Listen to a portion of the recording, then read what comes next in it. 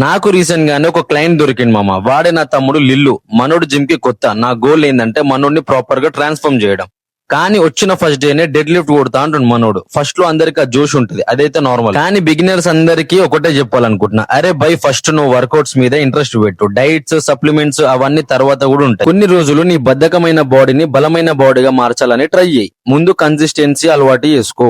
Gym అనే habit life లో set అయ్యాక అప్పుడు మెల్లగా డైట్స్ అని సప్లిమెంట్స్ అని ఫాలో అవ్వు. ఇక జిమ్ లో ఎవడెవడో చెప్పిన అడ్డమైన మాటలు మాత్రం విని స్టెరాయిడ్స్ చక్కర్లో మాత్రం పడకు. టెంపరీగా బాడీ బిల్డ్ అవ్వచ్చేమో గానీ తర్వాత నిన్ను నలుగురు మొయ్యాల్సి వస్తది. ఆ సిచ్యువేషన్ కి మాత్రం వెళ్ళకు. నేచురల్ గా బిల్డ్ అయిన స్ట్రెంత్ కి వేరే లెవెల్ రెస్పెక్ట్ ఉంటది. మార్నింగ్ 7 కి వస్తాయి. ఇప్పుడు టైం చూడు 12 అవుతుంది. ఇంతసేపు జిమ్ ఉంటే తంతది మా మమ్మీ. మా జిమ్ కేమో పార్కింగ్ ఉండదబ్బా. ఈ బండ్లేమో ఎండలనే పెట్టాలి. ఆ ఎండకేమో మాకు ఎక్కడేనో వాళ్తుంది. చలో రైట్ ఉంటా. రేపటి వీడియోలో మళ్ళీ కలుద్దాం. Until then eat well, sleep well, stay hard.